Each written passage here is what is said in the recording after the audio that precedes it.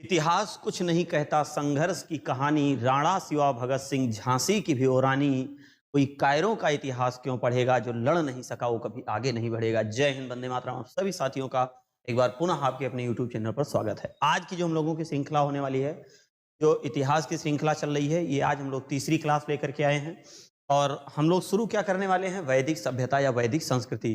जैसा कि आपको हम बता दें कि पेट में 2 क्लास इससे पहले आपको मिल चुकी है, सिंधु घाटी सभ्यता 2 क्लास हमने आपको बहुत शानदार तरीके से दिया है। उसी प्रकार से, उसी कड़ी में, उसी क्रम में और उसी नए और बेहतरीन और शानदार अंदाज में और नई नई बातों को लेकर के हम तीसरी क्लास में आपके लिए उपलब्ध हैं। तो शुरुआत करते हैं, बिना किस बकवास के सीधे मुद्दे पर आते हैं हम लोग। और शुरुआत करते हैं यूपी ट्रिपल एससी का जो भारतीय इतिहास का सिलेबस एकदम जीरो से हीरो चल रहा है। भारतीय इतिहास की अगर हम बात करते हैं, भारतीय इतिहास में एक टॉपिक हम लोगों ने पढ़ लिया है। कौन सी टॉपिक है वो? सिंधु घाटी सभ्यता। सिंधु घाटी सभ्यता के बाद अगला जब टॉपिक आप देखेंगे तो वो वैदिक संस्कृति या वैदिक सभ्यता या वैदिक युग। तो आइए हम लोग सीधे उससे रूबरू होते हैं, वैदिक सभ्यता या वैदिक संस्कृति से। क्लास 3 है और जो आज का टॉपिक हम लोगों का होने वाला है वैदिक सभ्यता का है, चाहे हम इसको कहते हैं वैदिक। देखिए, वैदिक संस्कृति की अगर हम लोग बात करें, का जो समय है 1500 से 600 ईसा पूर्व का समय क्या है? 1500 से 600 ईसा पूर्व। मतलब कि जो सिंधु सभ्यता की सर्वमान्य तिथि 2350 से 1750 बताई गई है, उसके बाद जो है इसका उदय होता है। कितने वर्ष का अंतर होता है? तो 250 साल का अंतर। 250 साल के बाद जिस सभ्यता का विकास हुआ उसको हम लोग नाम देते हैं वैदिक संस्कृति, वैदिक सभ्यता या वैदिक युग। अब बात ये बनती है कि जो इसका समय है 1500 से 600 ईसा पूर्व, लेकिन इतिहासकारों ने इस समय का विभाजन 2। क्यों? क्योंकि कुछ ऐसे इसके पार्ट हैं जिसमें वेदों की रचना हुई है, उसका एक अलग पार्ट है। लोहे की खोज होती है और मानव अर्थव्यवस्था का मुख्य आधार कृषि बना लेता है। तो अब इसका एक अलग है। तो एक पूर्व वैदिक काल या ऋग वैदिक काल है और एक हम लोग क्या कहते हैं, आइए देखते हैं। पूर्व वैदिक काल और ऋग वैदिक काल की अगर हम लोग बात करते हैं, उसका जो विभाजन है 2 भागों में है। इसको हम लोग क्या कहते हैं? पूर्व या ऋग, पूर्व या ऋग वैदिक काल, पूर्व या ऋग वैदिक काल। और दूसरा जो हम लोगों का होता है वो उत्तर वैदिक काल, उत्तर वैदिक काल होता है। ऋग वैदिक या पूर्व वैदिक काल का जो समय है वो 1500 से 1000 ईसा बीसी बिफोर क्राइस्ट का पूर्व। और इधर जो हम लोग है 1000 से 600 ईसा पूर्व। ऋग वैदिक काल का जो समय है वो 1500 से लेकर के 1000 तक है और जो उत्तर वैदिक काल का है वो 1000 से लेकर 600 तक है। सवाल अब ये बनता है कि 250 साल बाद अगर इसकी उत्पत्ति हुई तो क्या उस सभ्यता से और इस सभ्यता में अंतर है? जी हाँ, बिल्कुल अंतर है। वो नगरीय सभ्यता थी, वीआईपी सभ्यता थी, मकान पक्के थे, पक्की सड़कें और गलियां हुआ करती थी। लेकिन ये जो है ग्रामीण सभ्यता। पहली चीज तो अनपढ़ गंवार जाहिल जपट लोग, पढ़े लिखे नहीं थे। श्रुति साहित्य के आधार पर इनका सामाजिक व्यवस्थाएं चलती थी। एक बात जो है अगर कोई कह दिया तो वही बात अगली पीढ़ी में चली जाती थी, वही बात अगली पीढ़ी में, वही बात अगली पीढ़ी में, वही बात अगली पीढ़ी। ना तो उसको वैज्ञानिक ढंग से कोई सोचते थे, ना तो उसको तार्किक ढंग से कोई सोचता था, ना ही व्यवहारिक ढंग से सोचता था। कोई कहा कौवा कान ले गया तो कौवा कान दौड़ रहे हैं उसके पीछे, कि नहीं देख रहे हैं कि हमारा कान हमारे में है कि। तो इस कारण जो है इसको श्रुति साहित्य भी कहते हैं। किसको? वैदिक साहित्य या वैदिक संस्कृति या वैदिक युग को श्रुति साहित्य भी, क्योंकि इसमें एक बात जो है वो पीढ़ी से दूसरी पीढ़ी तक जाती थी, तीसरी पीढ़ी तक, चौथी पीढ़ी तक। जैसे आज वर्तमान समय में हमारे भारतीय संस्कृति में तमाम प्रकार की परंपराएं हैं जो काफी दिनों से चली आ रही हैं निरंतर। कुछ ऐसी परंपराएं हैं जो समाप्त भी हुई हैं और कुछ ऐसी परंपराएं आई हैं, नई नई परंपराएं भी हमारे भारत में उपजी हैं। तो इसको श्रुति साहित्य भी कहते हैं। सवाल ये बनता है कि जो वैदिक शब्द है, वैदिक शब्द समझिएगा, वैदिक शब्द, ये वैदिक शब्द इस शब्द से मिलकर बना है। तो वेद शब्द से मिलकर, इससे मिलकर बना है, वेद शब्द से, वेद शब्द से बना है, वेद शब्द से बना है, जिसका अर्थ होता है, इसका अर्थ होता है, इसका अर्थ होता है ज्ञान। मतलब ये जो ज्ञान अर्थ है, वेद का शाब्दिक अर्थ होता है ज्ञान, और जो वेद शब्द है मतलब जो वैदिक शब्द है वो वेद शब्द से ही मिलकर बना है, और वेद शब्द का शाब्दिक अर्थ क्या है? ज्ञान। अब सवाल ये बनता है कि ठीक है, वेद शब्द है, इसका शाब्दिक अर्थ ज्ञान है, इसका मतलब ये हुआ कि उस टाइम के जो लोग थे, जो पढ़े लिखे लोग होते थे, उनको क्या कहते थे? तो वेदाचार्य कहते थे। इनको वेदों के बारे में जानकारी थी जबरदस्त तरीके से। कहने का मतलब यह हुआ कि वेद शब्द का शाब्दिक अर्थ होता है ज्ञान, और इसके निर्माता किसको माना गया? तो इसके जो निर्माता माना गया है वो आर्यों को माना गया। किसको माना गया है? आर्यों को माना गया। आर्य क्या थे, इस पर हम लोग बात करते हैं। ये जो निर्माता हैं वो आर्य थे। अब देखिए, आर्य थे, कोई बात नहीं है। जो आर्य थे, समझिएगा, आर्य कोई जाति नहीं है, यह संस्कृत भाषा का भाषा सूचक शब्द है, जिसका शाब्दिक अर्थ होता है महान, श्रेष्ठ, कुलीन। क्वेश्चन पूछता है आपके एग्जाम में कि आर्य शब्द किसको इंगित नहीं करता है? क्वेश्चन पूछता है कि आर्य शब्द किसको इंगित नहीं करता? आर्य शब्द का शाब्दिक अर्थ होता है, का जो अर्थ होता है, अर्थ महान, श्रेष्ठ, कुलीन। महान, श्रेष्ठ, कुलीन। महान, श्रेष्ठ और कुलीन, इसका शाब्दिक अर्थ होता है महान, श्रेष्ठ और कुलीन। और जो इसके निर्माता हैं आर्य। आर्य कोई जाति नहीं है, आर्य कोई जाति नहीं है, यह संस्कृत भाषा का भाषा सूचक, संस्कृत भाषा का भाषा सूचक शब्द है। ये भाषा सूचक शब्द है। आर्य जो थे वो कहां से आए थे? अब ये सवाल बनता है, क्योंकि जब इनका ब्लड वगैरह और इनके जो कंकाल वगैरह हैं, जब इसको देखा गया तो पता चला कि इनके कंकाल जो है यहाँ से भारतीय मूल निवासी से नहीं मिल रहे हैं। तमाम इतिहासकारों का अलग अलग मानना है। तो आइए हम लोग मैप के माध्यम से आपको बताने का प्रयास करते हैं कि आर्य जो है वो कहां से आए थे। सबसे पहले आर्य आए थे कहां से और कहां आकर के बसे, इसके बारे में थोड़ा सा हम आपको बताना चाहते हैं। देखिए, ये है वर्तमान भारत, ये अखंड भारत हुआ था टाइम का, ये अपना इंडिया है, तो हम लोग कहते हैं भारत। उसके बाद इधर की हम अगर बात करें, ये है तिब्बत, है, ये उत्तरी ध्रुव है, जिसको हम लोग कहते हैं आर्कटिक देश, तो हम लोग क्या कहते हैं? आर्कटिक प्रदेश। और इधर वाला जो क्षेत्र है तो हम लोग कहते हैं मध्य एशिया। आर्यों के स्थान को लेकर के अलग अलग विद्वानों में अलग अलग मत। ठीक, आप देख रहे हैं कि ये जो हम आपको मैप डिजाइन किए हैं, इसका मतलब ये हुआ कि आर्य जो आए थे वो अलग अलग स्थानों से आए थे। अगर नॉर्मली क्वेश्चन पूछ रहा है आर्य जो है वो कहां से आए थे, तो सीधे आप बताओगे आर्य जो थे वो मध्य एशिया से आए थे। लेकिन कुछ समय बाद तिब्बत से एक व्यक्ति थे जिनका नाम था दयानंद सरस्वती। दयानंद सरस्वती जब मध्य एशिया के मैक्स मूलर ने कहा, मैक्स मूलर के अनुसार आर्यों का निवास स्थान मध्य एशिया बताया गया। अच्छा, ये लोग किस दर्रे से प्रवेश किए थे भारत में? भारत में जिस दर्रे से प्रवेश किए थे उसका नाम है खैबर दर्रा। ये खैबर दर्रा क्या होता है? अरे, दो पहाड़ों के बीच में जो काट के रास्ते बना दिए जाते हैं उन्हीं को पासेस कहते हैं या दर्रा कहा जाता है। ये पहाड़ी क्षेत्र में आपके पाए जाते हैं। जो खैबर दर्रा है ये वर्तमान में पाकिस्तान में सुलेमान पर्वत श्रेणी पर स्थित है। ठीक, ज्योग्राफी पढ़ाएंगे तो आपको वहां बताएंगे। इसी दर्रे से आर्य लोग आए भैया, ये देखिए, और इनका ये यहाँ पर प्रवेश हो जाता है। तो पंजाब में 5 नदियों का समूह था और दोआब क्षेत्र था, अत्यधिक उपजाऊ भूमि थी, और यहीं पर ये लोग आकर के बस गए। इसके अनुसार मैक्स मूलर, मां से मध्य एशिया, मां से मैक्स मूलर, मां से मध्य एशिया और मां से मैक्स। के अनुसार आए और कहां पर बसे, पंजाब में बसे, किस दर्रे से प्रवेश किए, तो तब तक भाई साहब दयानंद सरस्वती आ गए।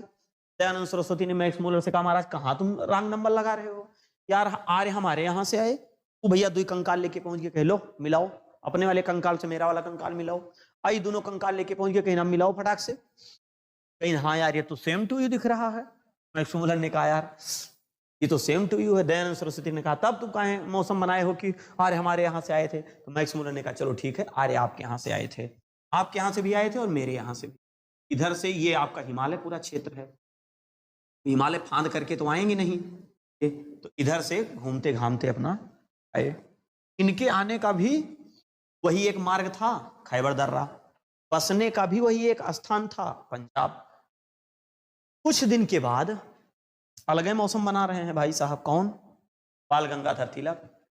अजबे गरीब मामला है यार, तो लोग काहे भैया, अरे कहीं यार वही हाल है, आज हमारे यहाँ से आए थे, आप लोग अलग मौसम बना रहे हो।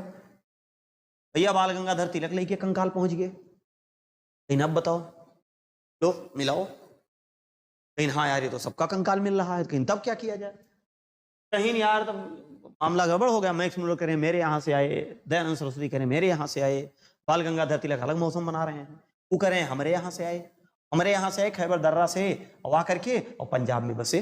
सब तीनों लोग आपस में झगड़ा करने लगे। आयोग ने कहा कि देखो आप लोग झगड़ा मत करिए, अब हम मतानुसार पूछेंगे। अभी तक जो क्वेश्चन पूछे जाते थे कि आर्य कहाँ से आए थे, तो मध्य एशिया से आए थे, ऐसा अगर क्वेश्चन आ गया और मध्य एशिया विकल्प में है तो आप मार दीजिएगा। अब ज्यादातर क्वेश्चन ये पूछ रहा है दयानंद सरस्वती के अनुसार जो भारत में वैदिक सभ्यता का विकास हुआ था, जो निर्माता आर्य लोग थे वो कहाँ से आए थे। तो दयानंद सरस्वती के अनुसार दयानंद सरस्वती तिब्बत आर्कटिक बाल गंगाधर तिलक, और इधर माँ से मध्य एशिया, माँ से मैक्स मूलर। आर्य भारत में आ गए, चलो आर्य भारत में आते हैं, देखते हैं आर्यों का निवास स्थान हो, आर्यों का निवास, आर्यों का निवास स्थान, आर्यों का निवास स्थान पंजाब में हो गया। अब सवाल ये बनता है कि जो भारत में जो आर्य लोग थे ये किस लिए आए थे, इनका उद्देश्य क्या था, कट नहीं रहा है, इनका उद्देश्य क्या था। देखिए इनका उद्देश्य ये था, ये जो है वो चारागाह की खोज में आए। कहाँ आए थे, भारत में आए थे, चारागाह की खोज में ये भारत में आए थे।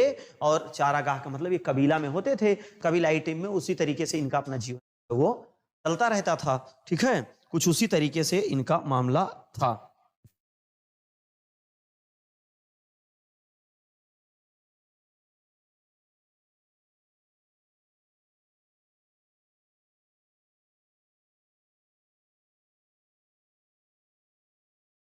आने का उद्देश्य क्या था, इनके चारागाह की खोज के लिए आए थे। इनके पास गाय बहुत होती थी। अच्छा ये सिंधु नदी है, सिंधु और उसकी सहायक नदियों के मध्य में दोआब क्षेत्र बहुत पाया जाता है, जैसे चाच दोआब, रेचना दोआब, बारी दोआब, बिष्ट दोआब, सिंधु सागर का दोआब, मतलब यहाँ पर बड़े बड़े दोआब पाए जाते हैं। दोआब का मतलब क्या होता है, अत्यधिक उपजाऊ भूमि, दो आब बहाव क्षेत्र, दो बहाव क्षेत्र वाले बीच वाले स्थान को क्या कहते हैं, दोआब, या अत्यधिक उपजाऊ भूमि। आर्य जो आए थे ये कबीलाई मतलब इनके पास जो है गाय बहुत ज्यादा हुआ करती थी, तो उसको चराने के लिए चारा जो है इन क्षेत्रों में होता था जबरदस्त। तो भैया ये चारागाह की खोज के लिए धीरे धीरे धीरे अपनी गायों को लेकर के और पहुंच गए मथुरा नगरी तक। और भैया बाद में कृष्ण सुदामा को मिल गया, अपना ये अलग मौसम बना रहे थे, तो धीरे धीरे यहाँ पर ये लोग आके बस गए। अब जब यहाँ पर ये रुक गए तो यहीं पर ही जुगाड़ लगाई के ब्याह कैलीन भैया, और यहाँ तक तो मामला ठीक था, ब्याह करने तक का। अब फुटकर उत्पादन करना शुरू कर दिए, अब फुटकर उत्पादन करके फिर यहाँ पर ही घर बसाना शुरू कर दिए। तो जब घर बसाना शुरू कर दिए तो यहाँ पर ये रहना शुरू कर दिए। जब यहाँ पर ये रहना शुरू कर दिए तो यहाँ के लोगों को बरगलाना शुरू किए। ये अपने आप को बताते थे कि हम पढ़े लिखे हैं, हई है वो है, तमाम प्रकार के। अच्छा आज भी हमारे यहाँ गांव में अगर कोई नया आदमी कहीं बाहर से कुछ आ जाता है, अगर वो कुछ कह रहा होता है तो गांव वाले बड़ा प्यार से उसको सुनते हैं एकदम। अगर उसे थोड़ा भौकाले मार रहा है तब वो आसानी से जो है उसको सुनते रहते हैं, लेकिन अब वो भौकाल तौकाल नहीं चलेगा। अब गाँव के लोग भी पढ़े लिखे हो गए, अब कोई बेवकूफ नहीं बना सकता है। तो इस प्रकार से आर्यों का निवास स्थान हो गया भारत में। आगे कहां कहां से आए, क्या क्या स्थिति थी, इनका शाब्दिक अर्थ क्या होता है ना। महान, श्रेष्ठ, कुलीन, आर्य कोई क्या नाम है, ये संस्कृत भाषा का ये शब्द है, इसका शाब्दिक अर्थ होता है महान, श्रेष्ठ या कुलीन। और वैदिक शब्द जो है वो वेद शब्द से मिलकर बना है, जिसका शाब्दिक अर्थ होता है ज्ञान। तो इतना आपको यहाँ तक समझ में। अब आ गए, अब इनका रहन सहन, खान पान क्या था, किस आधार पे था, ये हम आगे चर्चा करते हैं। चलिए इसका स्क्रीनशॉट ले लीजिए फटाक से, जल्द। अगला चलते हैं। अब वैदिक सभ्यता का विभाजन कितने, ये देखते हैं। वैदिक साहित्य का, वैदिक साहित्य का विभाजन, वैदिक साहित्य का विभाजन। वैदिक साहित्य का विभाजन कितने भागों में है? 7 भागों में है। वेद प्लस बाऊ, वेद प्लस बाऊ का मतलब क्या हुआ? इसका मतलब ये हुआ वेदों की संख्या कितनी है? 4 है। 4 वेद हैं, 4 वेद हैं। पहला आपका ऋग्वेद है, पहला ऋग्वेद है। दूसरा सामवेद है, सामवेद है। तीसरा यजुर्वेद है, यजुर्वेद है। चौथा अथर्ववेद है, अथर्ववेद। सबसे बाद का वेद है अथर्ववेद। बी मतलब क्या होता है? ब्राह्मण ग्रंथ, ब्राह्मण ग्रंथ, ब्राह्मण ग्रंथ। ये मतलब क्या होता है? आरण्यक, आरण्यक ग्रंथ, आरण्यक ग्रंथ। यू मतलब क्या होता है? उपनिषद, उपनिषद ग्रंथ, उपनिषद ग्रंथ। देखिए जो मौखिक रूप से लिखा जाता था, बोला जाता था, पढ़ा जाता था, समझा था, उसको ब्राह्मण ग्रंथ कहते थे। आरण्यक ग्रंथ वो ग्रंथ होता था जो जंगलों में बैठ करके अपना लोग लिखते थे। उपनिषद, उपधन निषद, गुरु के समीप बैठ करके जो ग्रंथ लिखा जाता था उसको उपनिषद कहा जाता था, जिसकी संख्या आज वर्तमान समय में 108, तो सबसे ज्यादा उपनिषद हैं। 4 वेद हो गए, 4 वेद हो गए, ब्राह्मण ग्रंथ हो गया 6, 5, ये 6 और ये 7। तो इसका विभाजन कितने भागों में हमने आपको बताया? तो इसका जो विभाजन हुआ है वो 7 भागों में हुआ है। कितने भागों में हुआ है? 7 भागों में। वैदिक साहित्य का विभाजन 7 भागों में हुआ है। अब देखिए, अरण्य मतलब हमने कहा जंगल, जंगलों में लिखा जाने वाला, लिखा जाने वाला ग्रंथ, जंगलों में लिखा जाने वाला ग्रंथ। तो जो जंगलों में लिखा जाता था, जंगलों में लिखा जाने वाला जो ग्रंथ था उसको अरण्यक कहते थे। बोल करके, मुंह से समझ करके, ऐसे ही बोल भाषा में जो होता था उसको ब्राह्मण ग्रंथ कहते थे। एक उपधन निषद, हमने आपको बताया कि गुरु के समीप बैठ करके और जो ग्रंथ वगैरह लिखे जाते थे उनको क्या कहते थे? उपनिषद। वेदों की संख्या कितनी है? 4। बाऊ, जो गांवों में पहले था कि कहते थे कि ये खटी वाले, अरे वेद बाऊ आए हैं, वेद बाऊ, वेद बाऊ। मतलब कि वेदों के जो जानकार होते थे, जिनको चारों वेद आता था, जिनको ब्राह्मण ग्रंथ के बारे में पता था, जिनको आरण्यक ग्रंथ के बारे में पता था, जिनको उपनिषद ग्रंथ के बारे में पता था, तो इसी ट्रिक से हम लोग इसको याद कर रहे हैं। अब उसके बाद यहाँ पर क्या आ जाता है अगला, अब हम लोग यहीं से शुरू करते हैं। पूर्व वैदिक काल, पूर्व वैदिक काल, या इसी को कहते हैं ऋग वैदिक, ऋग वैदिक काल, पूर्व वैदिक काल या ऋग का जो समय है वो 1500 से 1000 का पूर्व का जो समय है 1500 से 1000 ईसा पूर्व, जिसमें हम लोग चारों वेदों का अध्ययन करते हैं। तो उसमें हमारा जो पहला वेद आता है, पहला वेद, उसका नाम है ऋग्वेद। पहला वेद जो हमारा आता है ऋग्वेद। ऋग्वेद की अगर बात करें तो यह सबसे प्राचीन वेद है, यह सबसे प्राचीन वेद है, ऋग्वेद है, ये प्राचीन वेद है, प्राचीन वेद है। अब सवाल बनता है इसमें अधिकतम मंत्रों की संख्या कितनी? ऐसे तो अलग अलग है, लेकिन अधिकतम मंत्रों की संख्या 10,580 मंत्र हैं। ये 468 भी मिलता है। ठीक, इसमें जो मंडलों की संख्या है, मंडलों की संख्या वो 10 मंडल हैं। इसमें जो सूक्तों की संख्या है, सूक्तों की वो 1028 1028 सूक्त हैं। सु मतलब क्या होता है? सुंदर, और उक्ति मतलब क्या होता है? वाणी। वाणी मतलब वचन। तो सुंदर वचन वगैरह लिखे रहते थे। मंडलों की संख्या कितनी थी? 10। मंत्रों की संख्या अधिकतम ये 10,580 मंत्र ये अधिकतम थे। अधिकतम मतलब अधिकतम मंत्रों की संख्या कितनी थी? तो 10,580। और वेदों में इसको क्या माना जाता है? सबसे प्राचीन वेद माना जाता है। इसके कुछ ऐसे मंडल हैं जो महत्वपूर्ण हैं। दूसरा मंडल हो गया। तो तीसरे मंडल की अगर हम लोग बात करें तो तीसरे मंडल की जो रचना किया है, किसने किया है? तीसरे मंडल की रचना विश्वामित्र ने की। विश्वामित्र को विश्व का पहला धर्म गुरु माना जाता है, विश्वामित्र द्वारा। अब इस मंडल में किस चीज का उल्लेख मिलता है? देखिए, इस मंडल में अस्तो मा सदगमय, दूसरा गायत्री मंत्र का उल्लेख मिलता है इसी में। ओम भूर्भुवः स्वः तद्वितुर्वरेण्यं भर्गो देवस्य धीमहि यो नः प्रचोदयात्। विश्वामित्र मतलब तीसरे मंडल में ही क्या मिलता है? अस्तो मा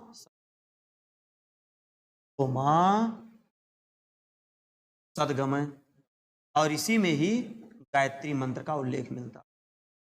गायत्री मंत्र का उल्लेख मिलता है। वेरी इंपॉर्टेंट है, खूब पूछा जाता है कि ऋग्वेद के किस मंडल में गायत्री मंत्र का उल्लेख मिलता है या अस्तोमा सदगमय का उल्लेख मिलता है। तो अस्तोमा सदगमय का उल्लेख ऋग्वेद के तीसरे मंडल में मिलता है। तीसरे मंडल की रचना किसने की थी? तो विश्वामित्र ने की थी। विश्वामित्र को विश्व का पहला धर्मगुरु माना जाता है। इसका आप स्क्रीनशॉट ले लीजिए, तो उसके बाद से इसका स्क्रीनशॉट लीजिए। आगे बढ़ते हैं तुरंत। चौथा मंडल की अगर हम लोग बात करते हैं, चौथा मंडल आ जाता है। चौथा मंडल, चौथे मंडल में कृषि प्रक्रिया का उल्लेख है। कृषि प्रक्रिया का उल्लेख। इसका मतलब ये हुआ कि मंडल में कृषि प्रक्रिया का उल्लेख है, तो इसका मतलब ये हुआ कि अगर उस टाइम किसी को खेती वगैरह करना होता था तो ऋग्वेद का चौथा मंडल खोलता था। नहीं पता चले बरसात का दिन है और गेहूं की आप बुआई कर रहे हो, तो पता चला जो खरीफ की फसल है उसको आप रबी वाले में बो रहे हो, और जो रबी का फसल है उसको आप खरीफ में बो रहे हो, तो पूरा पैदा नहीं होगा, आप बोते रहो, कुछ होने वाला नहीं है।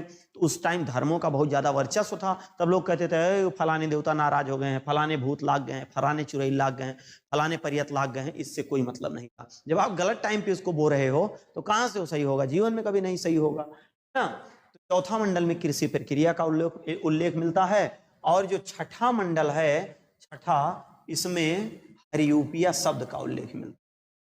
हरियूपिया शब्द, ये हरियूपिया जो शब्द है यहीं से ही किसको लिया गया है? हड़प्पा को। हरियूपिया शब्द से ही किसको लिया गया है? हड़प्पा को लिया गया है। के बाद जो आपका सातवां मंडल है, वेरी इंपॉर्टेंट मंडल है। सातवें मंडल की अगर हम लोग बात करें, सातवां मंडल है, सातवां मंडल, इसमें दास राग युद्ध का वर्णन है। दास राग युद्ध का वर्णन, दास राग युद्ध का वर्णन। अब भैया ये दास राग युद्ध क्या है? अब इसके बारे में थोड़ा सा समझिए। ये जो दास राग युद्ध है, दास राग युद्ध, ये रावी नदी के तट पर लड़ा गया था। रावी नदी के तट पर लड़ा गया था। लड़ने का कारण क्या था? यह जानिए। लड़ा गया था, रावी नदी के तट पर लड़ा गया था। युद्ध होने का कारण क्या था? पुरोहित पद को लेकर के का जो कारण था, कारण बताओ, नोटिस जारी जो था इसका का जो कारण था भैया, वो पुरोहित पद को लेकर था। पुरोहित पद को लेकर था। पुरोहित पद को लेकर था। विश्वामित्र और वशिष्ठ में मामला हुआ था पुरोहित पद को लेकर के कि ये नहीं बनेंगे, वो बनेंगे, वो नहीं बनेंगे, वो विश्वामित्र को हटा करके और वशिष्ठ को लाया गया, इसी वजह से थोड़ा सा युद्ध हुआ। अब इसका जो पक्ष था, कौन कौन था इस पक्ष? एक तरफ राजा सुदास थे, एक तरफ 10 जन थे, 10 राजा 10 जन। ठीक, मतलब क्या हुआ कि 2 शक्ति संगठनों के मध्य, शक्ति संगठनों के मध्य लड़ा गया। लोग कहते हैं आर्य और अनार्य के मध्य में हुआ, नहीं, ऐसा कुछ नहीं था। एक तरफ आर्य थे, दूसरे तरफ आर्य थे। अनार्य मतलब जो भारत के निवासी थे इनकी तरफ भी थी, और जो इधर भारत के निवासी थे वो इनकी तरफ भी थे। कहने का मतलब था कि हम कह सकते हैं कि आर्य प्लस अनार्य, तब जो भारत के थे, और इधर भी क्या थे, इनकी तरफ में भी आर्य थे प्लस अनार्य थे। ये नहीं कि आर्य और अनार्य के मध्य लड़ा गया, इधर भी एक शक्ति संगठन बन गया, इधर भी एक शक्ति संगठन बन गया, तो 2 शक्ति संगठनों के मध्य यह युद्ध लड़ा गया। किसके किसके मध्य लड़ा गया? राजा सुदास और 10 जन के मध्य लड़ा गया। युद्ध होने का कारण क्या था? तो पुरोहित पद को लेकर विश्वामित्र को पुरोहित पद से हटा करके और गुरु वशिष्ठ को लाया गया, इसी को लेकर के विवाद छिड़ गया। और जब इसका परिणाम निकला तो इसमें राजा सुदास की विजय हो गई। इसका परिणाम क्या हुआ? राजा सुदास की विजय हुई, राजा सुदास की विजय हो गई, राजा सुदास की विजय, और 10 जन जो थे वो पूरी तरह से हार गए। अब उसके बाद क्या होता है? अगला मंडल हमारा जाता है ऋग्वेद का 8वां मंडल, जो वेरी इंपॉर्टेंट है। 8वां मंडल भी बहुत ज्यादा इंपॉर्टेंट। 8वां मंडल, चलो भैया 8वां मंडल आ गया। 8वें मंडल में क्या हुआ? 8वें मंडल में यह हुआ कि कुछ महिला विद्वानों का भी उल्लेख मिलता है। अब पुरुषों को तो मिर्ची लगना शुरू हो गया भैया। पुरुषों को इसलिए मिर्ची लगना शुरू हो गया कि उस समय वैदिक युग में महिलाओं को घर से बाहर नहीं निकलने दिया जाता था। 2.5 फीट वाला सिस्टम चल रहा था और पूरा पितृ प्रधान समाज था। सोचिए, पितृ प्रधान समाज जहां पर पुरुषों का ही वर्चस्व था, ऐसी स्थिति में जिन महिलाओं को घर से बाहर नहीं निकलने दिया जाता था, उनको 2.5 फीट के अंदर रखा जाता था घूंघट वाली प्रथा में, उस टाइम पढ़ी लिखी महिलाओं का उल्लेख मिलता है ऋग्वेद के 8वें मंडल। बहुत बड़ी बात है, उन महिलाओं को सलाम कि उन्हीं की वजह से आज हमारे भारतीय नारियों को अवसर मिल गया। और अवसर ही नहीं मिला बल्कि आईएएस में अगर देखा जाए, पीसीएस में देखा जाए तो पहली रैंक आजकल बहनों की ही आ रही है। मेहनत कर रही हैं, इसकी वजह से आ रही है। तो 8वां मंडल का मतलब ये हुआ कि 8वें मंडल में, ऋग्वेद के 8वें मंडल में किस चीज का उल्लेख मिलता है? तो महिला विद्वानों का उल्लेख। कुछ महिला विद्वानों का उल्लेख मिलता है। उसका नाम क्या क्या है? महिला विद्वानों का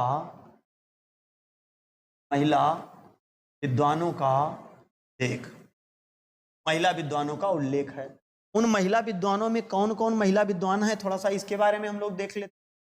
एक का नाम है लोपामुद्रा, वो गरीब नाम लोपामुद्रा। एक का नाम है घोषा, एक का नाम है अपाला, एक का नाम है विश्वारा। ये 4 महिला विद्वानों का उल्लेख मिलता है। गार्गी भी है, लेकिन गार्गी इस टाइम की नहीं थी, वो तो बहुत बाद की थी। सवाल पूछा जाता है कि निम्न में से कौन सी विदुषी महिला, कौन सी महिला थी जिनका उल्लेख ऋग्वेद के 8वें मंडल में है, तो वहां पर गार्गी सही हो जाता है। लोपामुद्रा, घोषा, अपाला, विश्वारा, ये इनका उल्लेख ऋग्वेद के 8वें मंडल में मिलता है। बाहर इन महिलाओं के द्वारा, इन नारियों के द्वारा आज भारत की स्थिति, मतलब भारत में नारियों का भी थोड़ा बहुत सम्मान होने लगा है, क्योंकि ये लोग भी पढ़ लिख करके थोड़ा सा आगे बढ़ रही हैं। तो 8वें मंडल में, अच्छा, ये लोग जब उस टाइम के लोगों को जब जागरूक करना शुरू की तो ये पुरुषों को बड़ा अटपटा लगा, बड़ा बुरा लगा। ये लोग जब गांव में गई, तमाम महिलाओं को इकट्ठा करके लाओ हम आपको पढ़ाएं। आज जब पुरुष लोग ये बात सुने हैं, लोग पढ़ना शुरू कर देंगे तब तो ही हमसे जवाब तलब करना शुरू करेंगे। आज ही है, अभी पुरुष जो है महिलाओं से 10 सवाल पूछे, वो बेचारी कुछ नहीं बोलती है। लेकिन अगर महिला एक भी जवाब अगर पूछ ले पुरुष से तो उसे एकदम पारा उसका 360 डिग्री हो जाता है, एकदम हालत उसकी खराब हो जाती है। यार आप 10 सवाल पूछ रहे हो तब तो वो बेचारी कुछ नहीं कह रही है, और अगर वो एको क्वेश्चन पूछ रही तो आप जो है एकदम मौसम बना दे रहे हो। तो ऐसा कुछ नहीं है, वो भी अपना अधिकार मांगती है। तो जब उनको भी जानकारी हो जाएगी तो सीधी सी बात है वो भी अपना अधिकार, चूल्हा चौका से उठ करके और जो है वो किताबों तक उनको भी पढ़ने का अवसर मिल जाएगा और आगे बढ़ने का अवसर मिल जाएगा। इन लोगों ने दिमाग लगाया कि एक काम करो, धार्मिक परंपराएं जबरदस्त हैं तो धर्म से ही जोड़ करके करो, क्योंकि ऐसे अगर कोई महिला अपने पति से पूछेगी कि हम उनके यहाँ पढ़ने के लिए जा रहे हैं तो पुरुष कभी पढ़ने के लिए जाने नहीं देगा। कहीं तो कहीं एक काम करो, उसान माई दुरदुरिया चबुआ, कहीं बहुत सही। बस भैया ये व्यवस्था बना दिया गया कि एक महिला गई और पूजा पाठ के नाम पर उन महिलाओं को इकट्ठा करके और धीरे धीरे उनको जागरूक करना शुरू कर दी। इतना जागरूक हो गया समाज, इतना धीरे धीरे अंदर अंदर जागरूक हो गया कि एकदम हालत खराब हो गई पुरुषों की। आज जब पुरुषों की हालत खराब हुई तो पुरुषों ने कहा यार अब तो टेंशन आ गया। तो जब टेंशन आएगा तो मौसम बनाएगा, मौसम मतलब 2-4 पैक लगाएगा। इस ट्रिक से आप इसको याद कर लीजिए कि ऋग्वेद का 9वां मंडल हम आपको पढ़ा दे रहे हैं। 9वां जो मंडल है, 9वां मंडल, 9वां मंडल पुरुष एकदम अलग है, मौसम बनाने लगा। 9वां मंडल में सोम रस का उल्लेख है। सोम रस का उल्लेख है, सोमरस का उल्लेख है कि भाई सोमरस क्या है। सोमरस जो है ये हिमालय के मुजुवंत या मंजुवत या गुजुवंत चोटी पर पाया जाता है। यह एक पेय पदार्थ है, मदिरा के रूप में इसका लोग सेवन करते थे। कुछ टाइम के सीरियल वगैरह में दिखाया जाता था। इंद्र, तमाम सीरियल आते थे जो है टीवियों में। इंद्र जो है किसी राक्षस का जन्म होता था तो वो जो गगरी कोहली वो लेके भगना शुरू कर देते थे। ब्रह्मा विष्णु महेश के पास जाते थे, गए महाराज हमको बचाइए बचाइए, नहीं तो अमृत पी लेगा, और राक्षस आदमी अमृत पी लेगा तो वो मौसम बनाना शुरू कर देगा, तो उसको भागते थे। ये वही सोमरस है। तो भाई साहब उस टाइम के जो सबसे प्रमुख देवता थे वो इंद्र थे, और इंद्र इसको जबरदस्त पीते थे। भाई राजा थे, उन्हीं को अवसर था। अब तो जरूर गाँव वाले सब ठर्रे वाली महुए वाली लगा के एकदम टन रहते हैं। तो सोमरस का अधिक पान कौन करता था? इंद्र। इंद्र जो है इसको क्या करते थे? पीते थे, थे। और किस चीज? सोमरस को। इसी कारण जो है इनको सोमापा कहा गया, सोमापा कहा गया, सोमापा कहा गया। और इस मंडल को क्या कहा गया? 9वें मंडल को क्या कहा गया? 9वें मंडल को सोम मंडल कहा गया। सोम मंडल, सोम मंडल, सोम रस के कारण इसको क्या कहा गया? सोम मंडल कहा गया। इंद्र इसका अधिक पान करते थे, इंद्र इसको अधिक पीते थे, इसलिए इंद्र को सोमापा कहा। इस ट्रिक से इसको याद कर लीजिए कि जब महिलाओं का यहाँ वर्चस्व हुआ तो पुरुष टेंशन में आया, और टेंशन में आया तो मौसम बनाना शुरू कर दिया। अब अगला मंडल भैया कौन सा आता है? वेरी इंपॉर्टेंट, वो है 10वां मंडल। 10वां मंडल जिसको हम लोग बोलते हैं 10वां मंडल, ये सबसे बाद का मंडल है। ये जो 10वां मंडल है ये सबसे बाद का मंडल है। टोटल मंडलों की संख्या कितनी हमने आपको बताई? 10। ये आपका 10वां मंडल है। 10वें मंडल में किस चीज का उल्लेख मिलता है? 10वां मंडल सबसे बाद का मंडल है और इसमें पुरुष सूक्त का उल्लेख मिलता है। किसका मिलता है? पुरुष सूक्त का। आइए देखते हैं ये क्या होता है। पुरुष सूक्त का उल्लेख, पुरुष सूक्त का उल्लेख मिलता है। पुरुष सूक्त का उल्लेख मिलता है। इसमें क्या होता है? समाज के चारों वर्ण आते हैं। समाज के चारों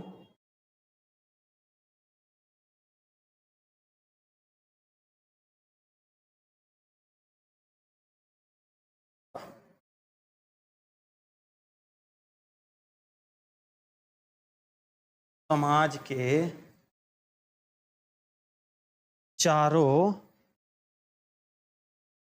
वर्णों का उल्लेख है। समाज के चारों वर्णों का उल्लेख मिलता है।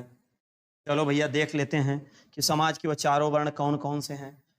4 वर्ण जो हैं उसमें सबसे पहला नाम आता है ब्राह्मण का, दूसरा नाम आता है क्षत्रिय का, तीसरा नाम जो व्यापारी वर्ग था वैश्य था, चौथा नाम जो आता है शूद्रों का आता है, शूद्र का। ठीक, 4 नामों का उल्लेख है, मतलब 4 वर्णों का उल्लेख है। वैदिक युग जो है वो वर्णों के आधार पे वैदिक युग का विभाजन था। ब्राह्मण मत का मतलब ये हुआ कि उस टाइम जो लोगों को पढ़ाते थे, समझाते थे, बताते थे, ज्ञान देते थे, उनको ब्राह्मण कहा गया। आज इसकी जाति लोग बना दिए हैं। क्षत्रिय उनको कहा जाता था जो चारों तरफ से एक छत्र जिनका राज रहता था कि कोई राजा किसी दूसरे के राजा के ऊपर आक्रमण ना करने पाए। ये लोग रखवाली का काम करते थे। जो व्यापार वाला काम था उसको वैश्य लोग संभालते थे कि व्यापार हमारे क्षेत्र का गड़बड़ ना होने पाए, उसके लिए हमें कुछ भी करना पड़े। और जो उस समय अन्नदाता हुआ करते थे, शोध जो किसान थे, वो पूरी तरह से मेहनत और लगन कर मेहनत करके और अन्न उपजाते थे, जिसकी वजह से हम लोगों का आज जीवन चल रहा है। लेकिन आज इसका जो है थोड़ा सा अलग तरीके से इसका जो है विभाजन कर दिया गया है। तो इसमें ब्राह्मण आएंगे, क्षत्रिय आएंगे, वैश्य आएंगे और शूद्र, ये 4 उस टाइम के स्तंभ थे। आपने देखा कि ऋग्वेद जो है वो सबसे प्राचीन वेद है। मंडलों की संख्या इसमें 10 है। कुछ कुछ मंडल जो इंपॉर्टेंट है उसके बारे में हमने आपको अच्छे से बता दिया। अब इसका स्क्रीनशॉट लीजिए, उसके बाद तब हम आगे इसमें कुछ और बताते हैं। फटाक से स्क्रीनशॉट लीजिए। चलिए अब हम बताते हैं वेद और उपवेद। आइए देखते हैं वेद और उनके उपवेद। वेद एवं उपवेद, वेद एवं उपवेद तथा पुरोहित। पुरोहित उनको पढ़ने वाले जो पुरोहित होते थे तो भी हम लोग यहीं पर पुरोहित। चलिए सबसे पहला वेद हम लोगों का जो आता, पहला वेद आता है ऋग्वेद। ऋग्वेद। दूसरा जो आता है सामवेद। सामवेद। तीसरा जो आता है यजुर्वेद। चौथा जो आता है अथर्ववेद। 4 वेद हो गया। हमने आपको बताया कि सबसे प्राचीन वेद ऋग्वेद है और सबसे बाद का वेद जो है वो अथर्ववेद है। अथर्ववेद की अगर हम लोग बात करें तो यह सबसे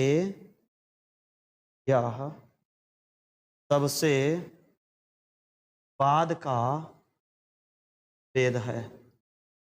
यह सबसे बाद का वेद है। ऋग्वेद का उपवेद क्या है? आयुर्वेद है। का उपवेद है आयुर्वेद। आयुर्वेद। सामवेद का उद्धर है गांधर्व वेद। इसका है धनुर्वेद। इसका है शिल्प वेद। शिल्प वेद। पढ़ने वाले पुरोहित इसके कौन कौन से हैं? इसके पढ़ने वाले पुरोहित भी तो हैं, इस समय इसको भी हम लोग पढ़ लेते हैं। ऋग्वेद के जो पढ़ने वाले पुरोहित हैं इनको क्या कहते हैं?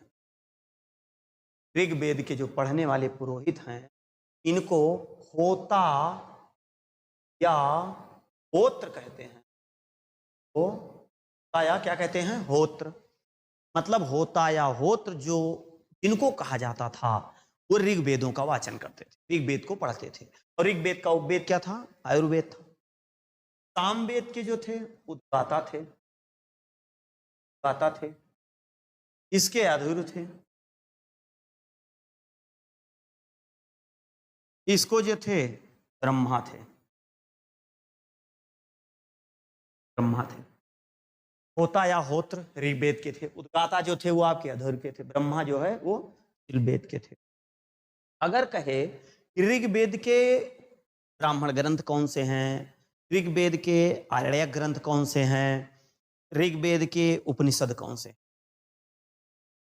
ऋग्वेद के ऐतरेय और कौशिक, केवल 2 ही हैं। इसके जो ब्राह्मण ग्रंथ हैं ऐतरेय और कौशिक की, ये और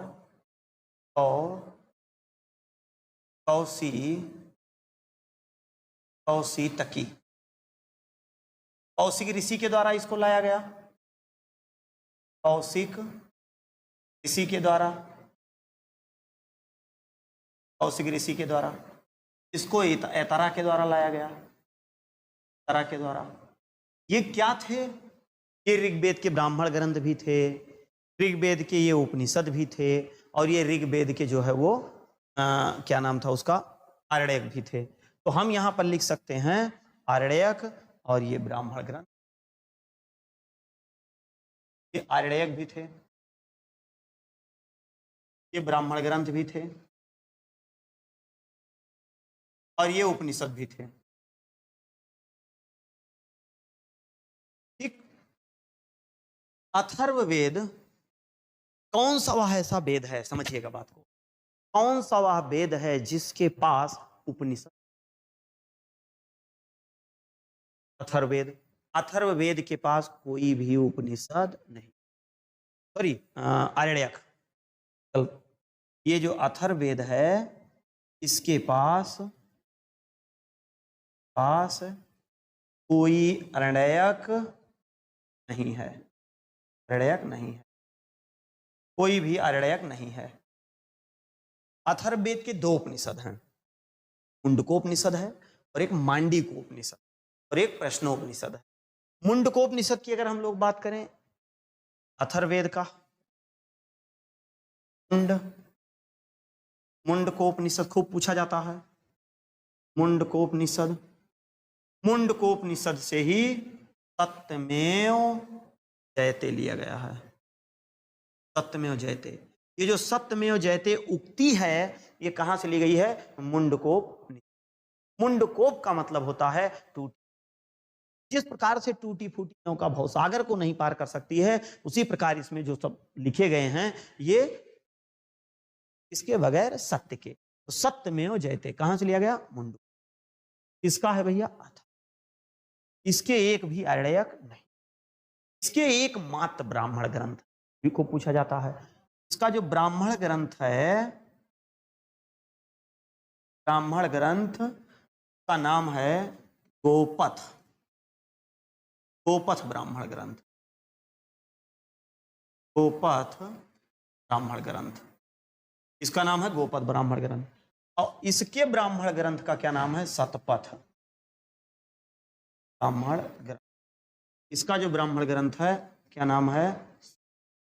वेरी इंपॉर्टेंट, ये खूब पूछे, गोपथ भी पूछा जाता है, शतपथ भी पूछा जाता है, सत्यमेव भी पूछा जाता है। ऐतरेय और कौशिक की ये आरण्यक, ब्राह्मण ग्रंथ और उपनिषद। ठीक। बाकी तैत्रीय हो गया, जैमिनीय हो गया, और भी तमाम बहुत उपनिषद हैं। ये सब सबसे ज्यादा उपनिषद की बात करें तो यजुर्वेद के पास वो सब हम लोगों के यहाँ नहीं है। ठीक। आपने देखा यहाँ ऋग्वेद, सामवेद, यजुर्वेद, अथर्ववेद, चारों वेद के उपवेद, चारों वेदों के पढ़ने वाले पुरोहित, महत्वपूर्ण ग्रंथ कौन कौन से, शब्द क्या उक्ति कहां से लिया गया, ये सब आप लोगों ने यहां से देख लिया। यहीं पर आप देख लीजिए से, फिर मैं आपको दिखा दें कि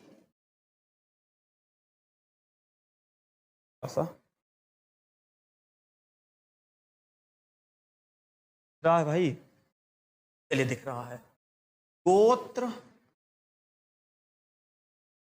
गोत्र शब्द, गोत्र शब्द का उल्लेख ऋग्वेद में मिलता है। ऋग्वेद में कहाँ मिलता है? ऋग्वेद में। लेकिन गोत्र प्रथा का उल्लेख समझिएगा,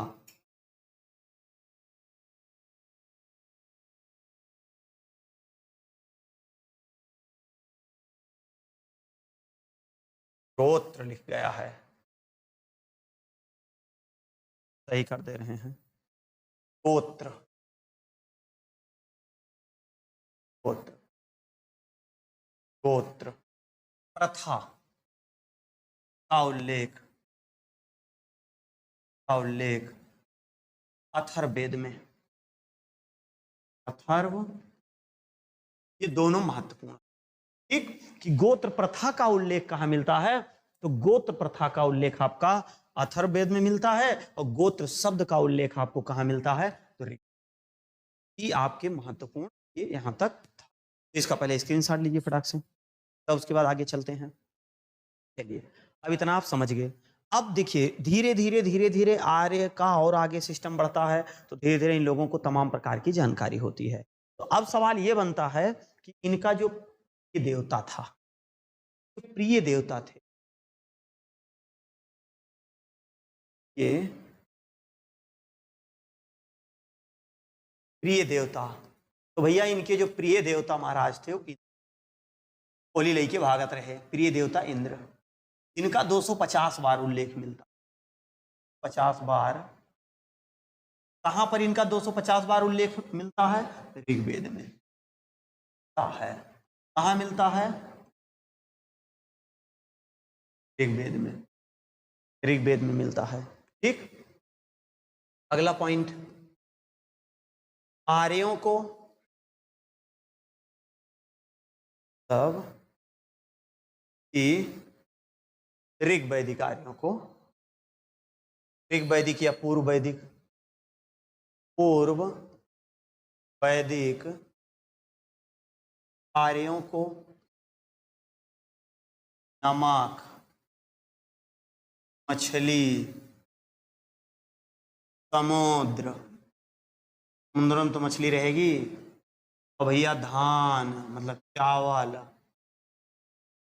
चावल, नमक, मछली, समुद्र, धान, चावल, लोहा की जानकारी नहीं थी, जानकारी नहीं, जानकारी नहीं थी। अब जब जानकारी नहीं थी तो इनकी अर्थव्यवस्था का मुख्य आधार क्या था? इनके मुख्य क्या था? गाय थी। इनकी अर्थव्यवस्था का मुख्य आधार गाय, मतलब व्यापार, पशुपालन। ठीक, इनका जो व्यापार था मतलब मुख्य व्यवसाय, आर्यों का मुख्य व्यवसाय पशुपालन था, पशुपालन, पशुपालन था। इनका सबसे प्रिय पशु क्या था? प्रिय पशु, तो इनका जो प्रिय पशु था वो घोड़ा था। घोड़ा था, युद्ध वगैरह में राजा रानी की जरूरत पड़ती थी जाना। सबसे ज्यादा महत्ता किसको दी जाती थी? महत्व वाला पशु, महत्व वाला पशु, सबसे ज्यादा महत्ता किसको दी जाती थी? गाय को। गाय,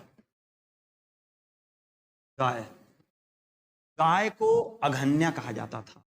अघन्या, अघन्या मतलब ना मारने योग्य, ना मारने योग्य। अघन्या का मतलब होता था ना मारने योग्य। जो गाय की चोरी करते थे, गाय की जो चोरी करते थे, चोरी करने वालों को, चोरी करने वालों को पणी कहा जाता था। पणी व्यापारी, पणी व्यापारी जो होते थे ये गायों की चोरी करते थे। भैया उस टाइम जिसके यहाँ 10, 12, 15 गाय बनी होती थी दरवाजे पर, तो जान लीजिए कि 10, 12 फॉर्च्यूनर खड़ी थी। और आज तो जिक्र मोहल्ले 10, 12 गाय बनी है, जान लीजिए इसके यहाँ कोई रहता ही नहीं, सब छुट्टे। हाँ, यूपी में अगर देखा जाए बुलडोजर बाबा इसे छोड़ दिए हैं, है ना। तो चोरी करने वालों को क्या कहते थे? पणी। पणी नामक जो व्यापारी होता था वो गायों को चोरी करता था, और गायों को क्या कहते थे? मारने योग्य। यही आर्यों की क्या थी? मुख्य धन की, आर्यों की, आर्यों की मुख्य धन, धन हुआ करती थी। समय का फेरा बदला, आज इनका कोई महत्व नहीं। हर चीज का समय परिवर्तन होता है। किसी एक चीज पर अगर आप बैठे रहते हैं तो कहीं ना, जैसे जैसे युग बदल रहा है वैसे वैसे हमें आपको भी बदलना होगा एकदम 100%। तो प्रिय देवता की अगर इनकी बात करें तो इंद्र हो गए, दूसरे प्रिय देवता इनके अग्नि थे, और तीसरे वरुण थे। ठीक, दूसरी चीज, जब इन लोगों को नमक, मछली, हाँ शाकाहारी और मांसाहारी दोनों प्रकार के लोग भोजन करते थे, ठीक, लेकिन मछली की भोजन नहीं करते थे और अपना चीजों। जब लोहा की जानकारी नहीं थी तो भैया इनका कृषि का उतना ज्यादा काम हो ही नहीं पाता था। अथरे पथरे कुल्हाड़ी बनाते थे, फड़ुहा कुदाड़, उससे कुछ हो ही नहीं पाता था, है ना। तो सबसे महत्ता वाला पशु गाय हो गया, और इनकी प्रिय पशु जो है वो कौन सी हो गई? गाय हो। वो प्रिय पशु इनका घोड़ा हो गया। इनका रहन सहन की अगर हम लोग बात करें, पूर्व वैदिक आर्य या ऋग वैदिक आर्यों का जो रहन सहन था, तो रहन सहन की अगर हम लोग बात करते हैं, रहन सहन, तो ये भैया घास फूस के मकानों में रहते थे, सब कच्चे मकानों में, कच्चे मकानों में रहते थे। कच्चे मकानों में ही भाई साहब रहते थे। कौन? ये लोग रहते थे। कच्चे मकान जो होते थे वो घास फूस के बने होते थे। घास फूस, जैसे छप्पर ओप्पर है गांव में, घास फूस के बने होते, या घास फूस के इनके मकान बने होते थे। तो इनका धार्मिक हो गया। हाँ, इन लोगों को भी जैसे हमने आपको बताया था सिंधु घाटी सभ्यता में, जैसे उन लोगों को किसकी जानकारी नहीं थी, मंदिर, मस्जिद, गिरजाघर, चर्च, किसी भी मूर्ति का प्रमाण, उसी प्रकार से आर्यों को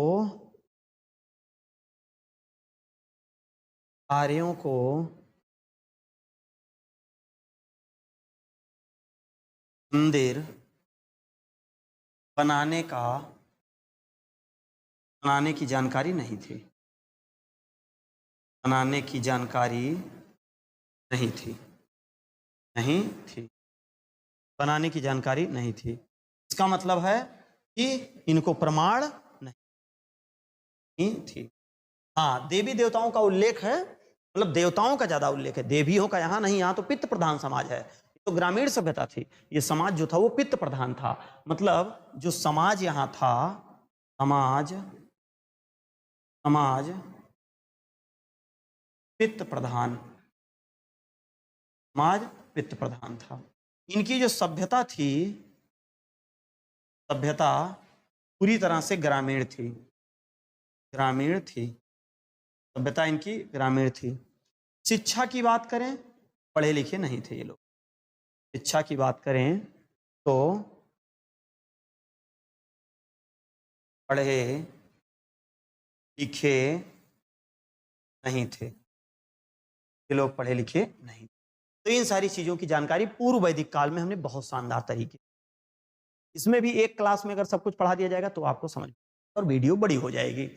दूसरी क्लास इसके बाद वाली जो होगी उत्तर वैदिक काल होगी, और इसमें जो थोड़ा बहुत छूटा होगा उसमें बता करके और उत्तर वैदिक काल पूरी तरह से अच्छे से समझा करके और 2 वीडियो में इसको भी हम कर देंगे एकदम बहुत ही शानदार तरीके से। तो उम्मीद और विश्वास है कि सिंधु सभ्यता का पहला क्लास, सिंधु सभ्यता का दूसरा क्लास और ये वाली पूरी क्लास अगर आप गलती से देख लिए होंगे तो 100% चीजें आपको समझ में आ जाएंगी। एकदम गारंटी है कि सीधा आपके दिमाग चला जाएगा। बाकी और अगर आपके कोई सुझाव होंगे तो आप जरूर बताइएगा। हमारी टीम आपके साथ पूरी तरह लगी है, मेहनत कर रही है और लगातार आपको एक एक क्लास मिल रही है। इसी चैनल पे हम जो है पॉलिटी की क्लास दे रहे हैं। वो पॉलिटी अगर आप पढ़ना है तो पेट में भी आप पढ़ सकते हैं, पुलिस के लिए भी पढ़ सकते हैं। सब पूरा फाउंडेशन बैच है, बहुत ही शानदार तरीके से दे रहे हैं। बाकी जल्द से जल्द आपको हम ज्योग्राफी पढ़ाने वाले हैं एकदम फटाफट करके शानदार तरीके से। लेकिन पहले आप जो विषय चल रहे हैं इसको अच्छे से पढ़िए, और अगर आपके कोई सुझाव हो, कोई क्रिया आप राय अपनी देना चाहते हैं ऑनलाइन के माध्यम में, या जो हमारे यहाँ ऑफलाइन क्लासेस चल रही हैं, जो हमारे यहाँ आवासीय व्यवस्था है, तो बिल्कुल आप बेहिचक जो है अपना सुझाव दीजिएगा। आपका सुझाव सर्वमान्य होगा। मिलते हैं नेक्स्ट क्लास में, तब तक के लिए जय हिंद, वंदे मातरम।